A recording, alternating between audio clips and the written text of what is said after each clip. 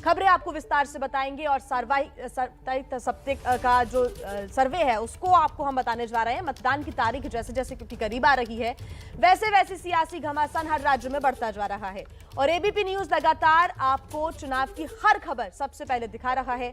सी voter के जरिए हम उन आंकड़ों को रोज आप तक पहुंचा रहे हैं कि किस पार्टी के वोट शेयर में कितनी बढ़ोतरी हो रही है और इसका वोट शेयर गिर रहा है। तो देखिए इस हफ्ते उत्तर प्रदेश में किस पार्टी को कितनी बढ़त मिली है।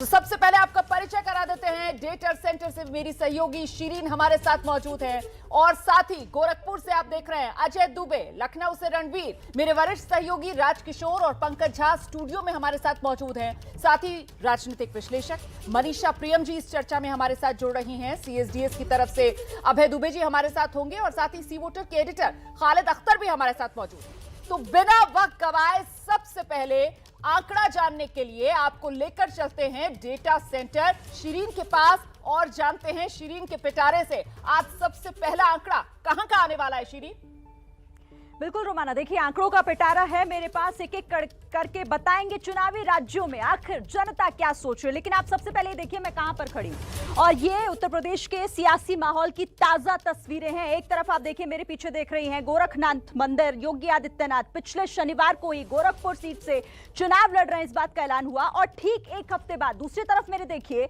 ठीक एक हफ्ते बाद इस बात का ऐलान होता है कि अखिलेश यादव कहां से चुनाव लड़ेंगे। और देखिए जो किला है ना, ये उन्हीं की सीट यानी कि मैनपुरी के करहल से वो चुनाव लड़ने जा रहे हैं और मैनपुरी की पहचान बताता है ये किला, महाराजा तेज प्रताप सिंह का ये किला, यानी अपने गढ़ से उत्तर प्रदेश के किले को बचाने की कवायद कर रहे हैं और दोनों ही नेता पुरजोर तरीके से अपनी अपनी जीत का दावा भी कर रहे हैं। तो फिलहाल चुनावी माहौल गर्म है, लेकिन आंकड़ों की बात अगर हम करें तो आंकड़े क्या कहते हैं सबसे पहले हम बात करेंगे। जनता लगातार हमारे सवालों के जवाब भी दे रही है, हम उनके बीच जाकर उनका मन टटोलने की कोशिश भी कर रहे हैं। सबसे पहले बात करेंगे अवध रीजन की। अवध रीजन क्योंकि 118 सीटों का सवाल है तो यूपी का चुनावी सर्वे इस रीजन में क्या कहता है आप जरा ये देख लीजिए जल्दी से।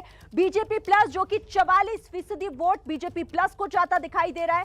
साप्ताहिक सर्वे ये कहता है कि एसपी प्लस को 31% यानी दूसरे स्थान पर। तीसरे स्थान पर बीएसपी दिखाई दे रही है, 9% वोट जाता दिखाई दे रहा है बीएसपी के खाते में और कांग्रेस की स्थिति 8% और अन्य 8%। तो यानी कि रोमाना देखिए 44% और 31% बीजेपी प्लस और एसपी प्लस, लेकिन बीजेपी प्लस ही बाजी मारती दिखाई दे रही है अवध रीजन में 44% वोट के साथ।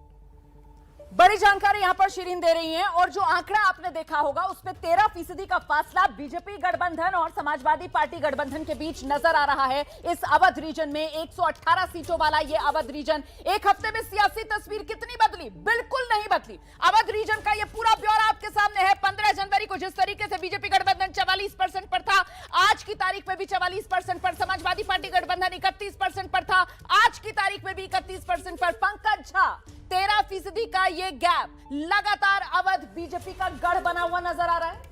जी हाँ, और ये सबसे बड़ी कमजोर कड़ी भी है एक तरीके से अखिलेश यादव के लिए। और आप देखिए कि बिल्कुल वहां पर जाकर वोट शेयर जो है वो अटका हुआ, 13% का वोट शेयर। पूर्वांचल और पश्चिम के मुकाबले में समाजवादी पार्टी यहाँ कमजोर है और यही नहीं, उसके साथ कोई ऐसा अलायंस पार्टनर भी नहीं है जैसा पूर्वांचल में है या पश्चिम में आरएलडी है। ऐसा अवध क्षेत्र के लिए कोई अलायंस पार्टनर नहीं है, इसीलिए इतना बड़ा गैप इन दोनों गठबंधनों के बीच में बीजेपी और एसपी में दिख रहा है। क्योंकि अभी आंकड़े हमें और दिखाने और इससे पहले मैं अगले रीजन के आंकड़ों के लिए शिरीन के पास चलूं, मुझे लगता है हमें जल्दी से जरा सीएसडीएस की प्रोफेसर अभय दुबे जी का रुख कर लेना चाहिए क्योंकि वो आंकड़ों की बाजीगरी को बेहतर समझते हैं। ऐसे में अवध के ये आंकड़े जहां पर बीजेपी मजबूती के साथ भारी बढ़त बनाए हुए हैं, इन्हें आप किस तरीके से देख रहे हैं अभय जी?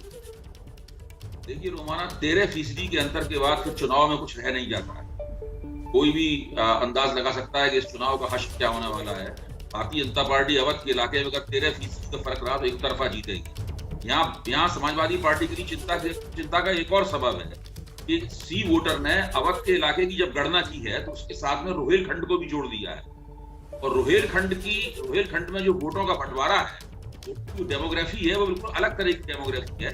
अगर उसके रोहेलखंड के बावजूद भी ये फासला 13% का है, इसका मतलब है कि यहाँ पे समाजवादी पार्टी का इस इलाके में सी वोटर के इस सर्वे के मुताबिक कोई भविष्य नहीं है। तो सी वोटर के एडिटर खालिद साहब हमारे साथ मौजूद हैं। एक जल्दी से छोटा सा रिएक्शन खालिद साहब का ले लेते हैं। तो सर, ये जिस तरीके से 13% का गैप है, 2017 97 सीटें 118 में से, उसी दिशा में इस वक्त ये चुनाव बढ़ता हुआ नजर आ रहा है अवध में। जी हाँ, इस इलाके में जो बीजेपी लगातार अपनी बढ़त बनाए हुए है।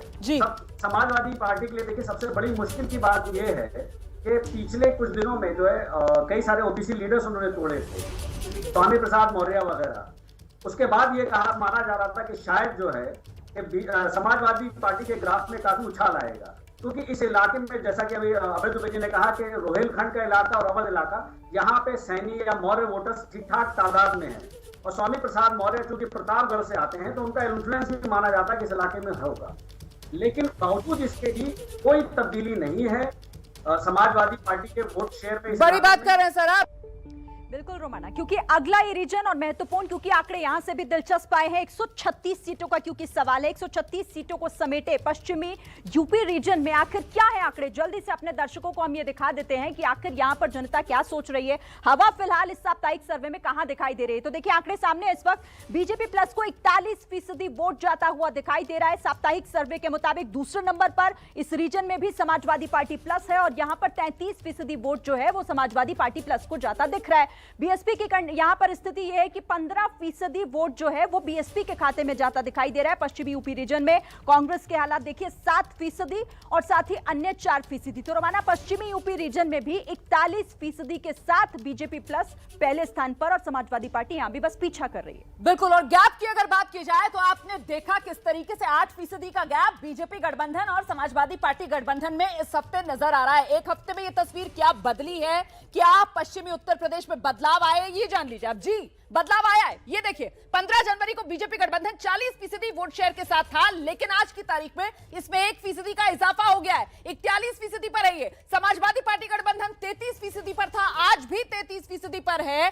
ये अन्य से आ रहा है फायदा, क्योंकि पिछले हफ्ते अन्य 5% थे, इस हफ्ते 4% घट गए हैं, और ये सीधा फायदा बीजेपी गठबंधन को मिलता हुआ नजर आ रहा है।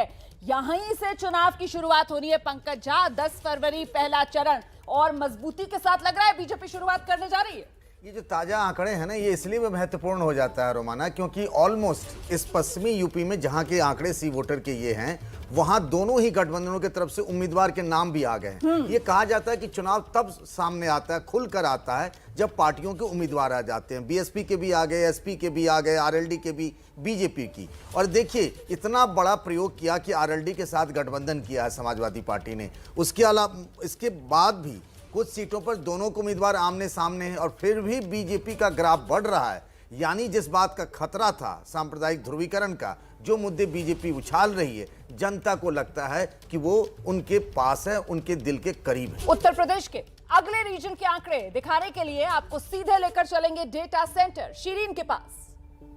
बिल्कुल रोमाना, देखिए हमने अवध और पूर्वांचल पश्चिमी यूपी का जिक्र कर लिया, लेकिन अब अगला महत्वपूर्ण रीजन है पूर्वांचल रीजन, क्योंकि दूसरा सबसे बड़ा सीटों के लिहाज से रीजन महत्वपूर्ण इसलिए भी हो जाता है। 130 सीटें हैं इसमें पूर्वांचल रीजन में। तो पूर्वांचल में आंकड़े क्या कहते हैं पूर्वांचल रीजन के, जल्दी से बता देते हैं। देखिए आंकड़े ये कहते हैं कि यहां पर बीजेपी प्लस को 41% वोट जाता हुआ दिखाई दे रहा है पूर्वांचल रीजन में। दूसरे नंबर पर एसपी प्लस दिखाई दे रही है, क्योंकि 35% वोट यहां पर एसपी प्लस को दिखाई दे रहा है। बीएसपी की स्थिति तीसरे नंबर की 12% वोट के साथ, और कांग्रेस के लिए आंकड़े कहते हैं 7% कांग्रेस के खाते में और 5% अन्य के खाते में। तो रोमाना, पूर्वांचल रीजन 130 सीटें, लेकिन 41% के साथ बीजेपी प्लस यहां पहले नंबर पर बनी हुई है।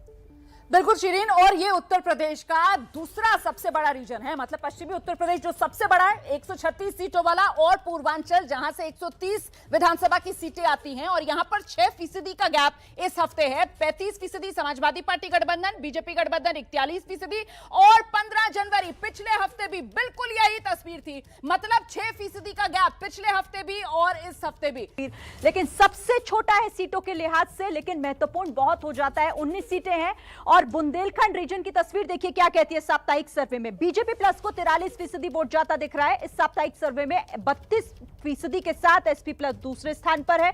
बीएसपी के लिए 11% वोट जाता हुआ दिखाई दे रहा है और कांग्रेस की स्थिति यह है कि 9% वोट दिख रहा है और अन्य 5% के साथ यहां पर दिखाई दे रहा है। तो ये 19 सीटों का तस्वीर है साप्ताहिक सर्वे में बुंदेलखंड रीजन की हमने बात कर ली। और अब बात कर लेते हैं फाइनल आंकड़ा इस हफ्ते का क्या कहता है साप्ताहिक सर्वे में। यूपी का ये चुनावी सर्वे लगातार हर हफ्ते हम आपके साथ लेकर आते हैं, रोजाना सर्वे हम कर रहे हैं और यहां पर बड़ी तस्वीर क्या कहती है साप्ताहिक सर्वे की, यानी कि पूरी की पूरी 403 विधानसभा सीटों का ये हाल है। 42% बीजेपी प्लस को जाती दिख रही है और 33% एसपी प्लस को, बीएसपी के लिए 12%, कांग्रेस के लिए 7% और अन्य 6%। तो यहां पर 42% बीजेपी प्लस, यानी बड़ी तस्वीर रोमाना यही है कि सबसे पहले और पहले नंबर पर लगातार बीजेपी ही दिखाई दे रही है। बिल्कुल, बीजेपी सबसे आगे, 9% की बढ़त बीजेपी गठबंधन को हासिल है। ये उत्तर प्रदेश की बिग पॉलिटिकल पिक्चर जो आपने देखी और इसको जल्दी से कंपेयर कर लेते हैं, तुलना कर लेते हैं पिछले हफ्तों के मुकाबले। ये तस्वीर क्या कह रही है? तस्वीर कह रही है कि पिछले हफ्ते के मुकाबले बीजेपी गठबंधन को 1% का फायदा, 41% से बढ़कर यह आंकड़ा 42% पर पहुंच चुका है और पिछले हफ्ते के मुकाबले समाजवादी पार्टी गठबंधन को इस हफ्ते 1% का नुकसान। 34% के मुकाबले इस हफ्ते समाजवादी पार्टी गठबंधन 33% पर पहुंच चुका है और हफ्ते दर हफ्ते का यह आंकड़ा आपके सामने है, जहां बीजेपी गठबंधन 25 दिसंबर 41%, 31 दिसंबर 41%, 15 जनवरी 41% और आज की तारीख में 42%। बीजेपी बढ़त बना रही है पंकज झा। अब इतना सब कुछ कर लेने के बाद भी अखिलेश यादव इतने सारे लोगों को लेकर आए दूसरी पार्टियों से, 6-7 पार्टियों से गठबंधन भी कर लिया और फिर भी बीजेपी के साथ गैप जो है वो लगातार बढ़ रहा है। तब इसमें क्या कहा जाए? अगर यही ट्रेंड रहा तो उनके लिए बड़े खतरे की घंटी है। सारे प्रयोग तो उन्होंने पहले कर ही लिए हैं, कांग्रेस के साथ भी, बीएसपी के साथ भी। अब बचता क्या है? बिल्कुल राजकिशोर जी, चुनावी रेस में बाजी बीजेपी मार रही है। देखिए, मुझे लगता है कि जब तक सारे प्रत्याशी ना आ जाए, क्योंकि अभी भी अखिलेश यादव ने अपने जो प्रत्याशी हैं वो अपने कलेजे से लगा के रखे हैं, पत्ते खोले नहीं, इस तरीके से छिपा के रखे हुए हैं। जब ऐन समय पर जब पूरे प्रत्याशी आ जाए और ठीक से डोर टू डोर कैंपेन शुरू हो जाए और लगे क्या समीकरण बन रहे हैं, उसके बाद ही किसी निष्कर्ष पर पहुंचना उचित होगा। लेकिन ये जो गैप बना हुआ है इस पे कोई सुई टस की मस नहीं हुई और बीजेपी के पक्ष में 1% ही सही अगर बढ़ रहा है तो अखिलेश के लिए चिंताजनक। यूपी का चुनावी सर्वे 403 विधानसभा सीटें हैं और यहां पर लगातार हम ये जानने की कोशिश कर रहे हैं कि आखिर हवा किस तरफ बह रही है। और ये बड़ी तस्वीर एक बार फिर से हम दर्शकों को दिखा देते हैं। 42% वोट बीजेपी प्लस को जाता हुआ दिखाई दे रहा है। साप्ताहिक सर्वे ये कहता है कि दूसरे नंबर पर एसपी प्लस बना हुआ है 33% वोटों के साथ और बीएसपी की कंडीशन स्थिति यह है कि तीसरे नंबर पर 12% के साथ है और कांग्रेस 7% के साथ दिखाई दे रहा है और 6% अन्य। तो रोमाना बड़ी तस्वीर यही कि बीजेपी बढ़त बनाए हुए है उत्तर प्रदेश।